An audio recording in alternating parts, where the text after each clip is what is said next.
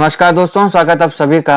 जनवरी 2022 में United states of America के doctors ने एक 57 इयर्स ओल्ड के अंकल की बॉडी में एक जेनेटिकली मॉडिफाइड पिग यानी कि सुअर के हार्ट को ट्रांसप्लांट किया, क्योंकि ये अंकल सफर कर रहा था टर्मिनल हार्ट डिजीज से। कौन सी डिजीज टर्मिनल हार्ट डिजीज होती है? देखिए, किसी भी डिजीज को एक डॉक्टर टर्मिनल हार्ट डिजीज तब बोलता है when patient have a life expectancy of 6 months और लेस, यानी कि जब एक पेशेंट के पास जीने के जीवन में सिर्फ 6 महीने बचते हैं। कई बार आपने फिल्मों में या टीवी में देखा होगा कि डॉक्टर्स आके बोलते हैं कि माफ करिएगा, आपके पास सिर्फ 6 ही महीने या 1 ही साल है बचा हुआ है। तो जब 6 महीने या उससे कम का समय किसी पेशेंट के पास बचेगा, तब डॉक्टर उसको टर्मिनल हार्ट डिजीज या टर्मिनल डिजीज उस पेशेंट में डिक्लेयर कर देगा। ये जो ट्रांसप्लांटेड हार्ट है, इसने कोई भी ऐसा कोई रिजेक्शन का कोई साइन नहीं बताया। रिजेक्शन का कोई साइन नहीं बताया का मतलब यह हुआ कि जब उस बॉडी में उसको डाला गया तो वो बिल्कुल अच्छे से फंक्शन कर रहा था और काफी वीक्स तक वो काफी अच्छे से उसने फंक्शन किया, काम किया। मगर दुर्भाग्यपूर्ण ये ज्यादा समय तक काम नहीं कर पाया और 8 मार्च 2022 को उनकी डेथ हो गई। अब जब से ये इंसिडेंट खबरों में आया है, तब से एक टर्म बहुत ज्यादा चर्चा में रही, वो थी जीनो ट्रांसप्लांटेशन। तो इस वीडियो में हम देखेंगे कि जीनो ट्रांसप्लांटेशन क्या होती है, इसकी नीड क्या है और इसके ऊपर कंसर्न्स क्या क्या हैं। तो आप इस वीडियो को अंत तक देखिएगा और अगर आप चैनल पर नए हो तो चैनल को सब्सक्राइब अवश्य कर लें। देखिए, United States Food and Drug administration FDA, कई बार आपने इसका नाम सुना होगा। इसके मुताबिक xeno transplantation is any process that involves transplanting, implanting और infusing the following things into a human body.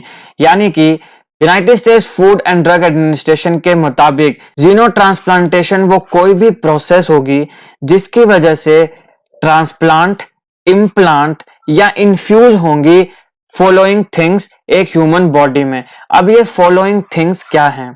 तो following things and live cells. जैसे आप जानते हैं कि हमारी बॉडी सेल्स से बनी है। Cell is a structural unit of life. Cells मिलके बनाते हैं टिश्यूज, टिश्यूज मिलके बनाते हैं ऑर्गन्स और ऑर्गन्स मिलके बनाते हैं ऑर्गन सिस्टम। तो कोई लाइव सेल, टिश्यू या ऑर्गन किसी एनिमल सोर्स से यानी किसी जानवर से जब ह्यूमन बॉडी में ट्रांसप्लांट किया जाता है, इम्प्लांट किया जाता है या इन्फ्यूज किया जाता है, तब हम उसे कहते हैं जीनो ट्रांसप्लांटेशन। अब आपने 3 टर्म्स यहां पे देखी, ट्रांसप्लांटेशन, इम्प्लांटेशन और इन्फ्यूजिंग। इसका मतलब क्या हुआ? देखिए, ट्रांसप्लांट्स आर बायोलॉजिकल टिश्यूज, यानी कि ट्रांसप्लांट जो है वो बायोलॉजिकल टिश्यूज है। मैंने आपको बताया सेल्स मिलके बनाते हैं टिश्यूज। जो बायोलॉजिकल टिश्यूज हैं which are use to replace the tissue और ऑर्गन इन ह्यूमन बॉडी। जैसे मान लीजिए एक ह्यूमन बॉडी है, उसमें कुछ खराबी आ गई, मान लो जी इसका कुछ हिस्सा खराब हो गया। हमने क्या किया, हमने बाहर से लिए टिश्यूज, बाहर से यानी एनिमल से लिए, मतलब इस केस में जीनो ट्रांसप्लांटेशन में, या फिर नॉर्मली ह्यूमन टू ह्यूमन तो आपने देखी है ट्रांसप्लांटेशन। कई बार हमें सुनते हैं कि किसी ने अपनी किडनी किसी को दे दी, आंख किसी को दे दी, है ना। तो वो टिश्यू जो है वो इसमें, इसको निकाल दिया जाएगा, इसको इसमें डाल दिया जाएगा, तो ये बनेगी आपके पास ट्रांसप्लांटेशन। यानी कि वो बायोलॉजिकल टिश्यू जिसको यूज किया जाता है टिश्यू और ऑर्गन को रिप्लेस करने के लिए एक ह्यूमन बॉडी में, ये बन गया ट्रांसप्लांट्स। इम्प्लांट्स क्या होंगे? Implants are materials that are not live. अब देखो, ट्रांसप्लांट में हमने कहा बायोलॉजिकल टिश्यूज।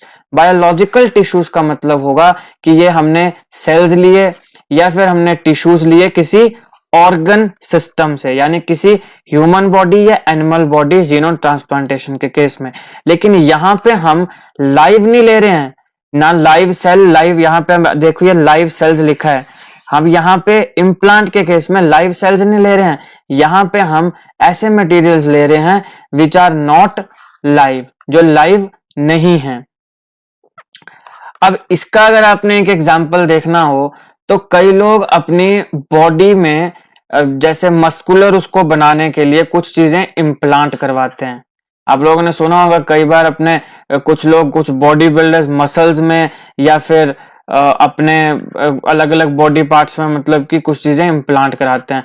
तो ये वो मटेरियल्स हैं दैट आर नॉट लाइव, ये लाइव नहीं है। फिर आता है infusing. Infusing is a method of putting fluids including drugs into the blood stream. तो ब्लड स्ट्रीम में आपने ड्रग्स या फ्लूइड्स को इंक्लूड करना है। अब ड्रग्स में यहाँ पे अच्छे ड्रग्स भी आएंगे, यानी जैसे दवाइयां वगैरह, कई इंजेक्शन, या देखा होगा अस्पताल में वो नीब सी लगाते हैं, है ना, जो, तो वो भी आएंगे। और फिर कई आपने ऐसी भी खबरें सुनी है, या हो सकता है आप में से किसी ने देखा भी हो कि कोई ड्रग्स को लेते हैं ब्लड स्ट्रीम में, मतलब नॉर्मल नशा करने वाले जो ड्रग्स हैं। ड्रग्स वैसे कोई नेगेटिव चीज नहीं है, ड्रग्स जो है वो बीमारियों के लिए भी यूज करते हैं, उनको भी ड्रग्स ही बोलते हैं, लेकिन फिर वो नशे के लिए होते हैं, उन्हें भी ड्रग्स बोलते हैं। तो जब आप किसी फ्लूइड को, ड्रग्स हो, कोई भी फ्लूइड हो, उसको ब्लड स्ट्रीम में जब आप डालते हैं, उस मेथड को कहा जाता है इन्फ्यूजिंग। तो आई होप आपको ये तीनों कंसेप्ट क्लियर हो गए होंगे, क्योंकि अभी हमने इनका यूज किया, तो ये जानना जरूरी है। Transplant, biological tissues, implants that are not live, material जो लाइव नहीं है, और इन्फ्यूजिंग यानी कि आप फ्लूइड अपनी ब्लड स्ट्रीम में डाल रहे हैं। चलिए अब हम देखेंगे कि human body fluid, cells, tissues और organs that had ex vivo. अब एक्स वीवो का मतलब हुआ outside of living body. Ex मतलब बाहर, outside of living body, contact with live animal cells, tissues और ऑर्गन्स। यानी वैसे बॉडी सेल्स, फ्लूइड्स और टिश्यूज या ऑर्गन्स जो उस बॉडी के नहीं है, बाहर किसी बॉडी के हैं, ह्यूमन भी हो सकती या एनिमल्स की, और उससे फिर हम उसे उसमें डालेंगे, उसको कहा गया जीनो ट्रांसप्लांटेशन। जो एनिमल से होगी उसको बोलेंगे जीनो ट्रांसप्लांटेशन। लेकिन अब सवाल है कि यार एनिमल्स के हार्ट की या उनके बॉडी ऑर्गन्स की हमें क्या जरूरत पड़ेगी ह्यूमन बींग्स को?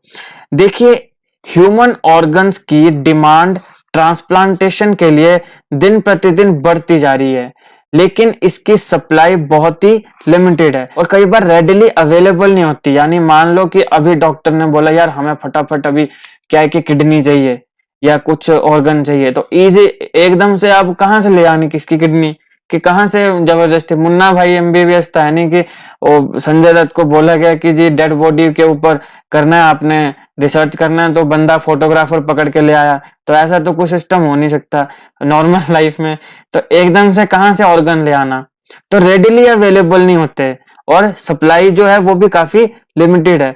तो ये एक कारण है कि एनिमल ऑर्गन्स का भी यूज किया जा सकता है इंस्टेड ऑफ ह्यूमन ऑर्गन्स, अगर वो सही रहे, अगर बॉडी जो है वो उसे एक्सेप्ट कर ले, रिजेक्ट ना करे तो। अब एनिमल्स के सेल्स और टिश्यूज का यूज मेनली थेराप्यूटिक पर्पसेस के लिए किया जाता है। किस प्रकार की डिजीजेस में? यानी या तो जैसे डायबिटिक कोई पेशेंट है, डायबिटीज की बीमारियों में, या फिर जो न्यूरो डिजेनरेटिव डिसऑर्डर्स होते हैं वहां पे यूजुअली एनिमल्स के ऑर्गन्स का यूज किया जाता है, क्योंकि human materials are not usually available. कि ह्यूमन मटेरियल्स यूजुअली आमतौर पर अवेलेबल ही नहीं होते। ये एक कारण है कि फिर एनिमल ऑर्गन्स की नीड बढ़ जाती है। अब यहाँ पे एनिमल राइट्स वायलेशन का कंसेप्ट भी आ सकता है कि आप अपने शरीर के लिए एनिमल्स को मार के उसके कैसे ले सकते हैं ऑर्गन्स, या फिर जैसे आपने इसको देखना है। लेकिन जरूरी कई केसेस में ये रिजेक्ट भी हो जाता है, तो इसका मतलब कोई 100% श्योरिटी नहीं कि यूज किया ही जाएगा। रिजेक्ट तो ह्यूमन बॉडी का भी हो सकता है, तो वैसे एनिमल बॉडी का भी हो सकता है, और एनिमल राइट्स वायलेशन भी यहाँ पर एक चीज आ सकती है। तो ये इसकी नीड है। लेकिन अब कंसर्न क्या है? देखिए, सबसे बड़ा कंसर्न तो इन्फेक्शन का है रेसिपिएंट में, यानी उस ह्यूमन बॉडी में, उस ह्यूमन बीइंग में जिसमें एनिमल्स के जो ऑर्गन्स हैं वो डाले जा रहे हैं। ऐसा है कि इसमें हो सकता है कि कई कुछ बीमारी हो, कुछ इन्फेक्शन हो, तो वो इन्फेक्शन जब इसमें आएगी तो इस व्यक्ति में भी वो इन्फेक्शन हो जाएगी। और ऐसी भी इन्फेक्शंस हैं जो इंडेंजर में डाल सकती हैं, यानी खतरे में डाल सकती हैं रेसिपिएंट, ह्यूमन बॉडी जिसके अंदर वो ऑर्गन आया है, उसकी जिंदगी को, उसकी लाइफ को। द इन्फेक्शन में spread to other humans and threaten them. यानी कि अब मान लो एनिमल से इसके अंदर, व्यक्ति के अंदर एक ऑर्गन आ गया, इससे इसमें इन्फेक्शन आई। अब ऐसी इन्फेक्शन भी हो सकती है जो मान लो कि इसके कांटेक्ट में आके बाकी लोगों को आ गई, ठीक है ना, या ऐसी कोई बीमारी निकल आए जो हवा में बढ़ जाती हो या जो भी, तो ये फिर जो है ये एक थ्रेटनिंग सिचुएशन बन जाएगी। तो एक तो ये ऐसा इन्फेक्शन है। एक cross species infection by retroviruses is another public health concern. अब देखो कई बार क्या होता, क्रॉस स्पीसीज इन्फेक्शन, एक मान लो ये एनिमल है, ठीक है, ये एनिमल मान लो, इसको ह्यूमन बीइंग मान लो।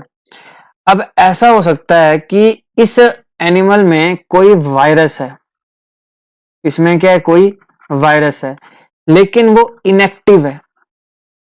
क्या है वो? इनएक्टिव। इसका मतलब ये हुआ कि इसके अंदर वायरस तो है, लेकिन वो इसको कोई बीमारी नहीं कॉज कर रहा, इसको कोई फर्क नहीं पड़ रहा।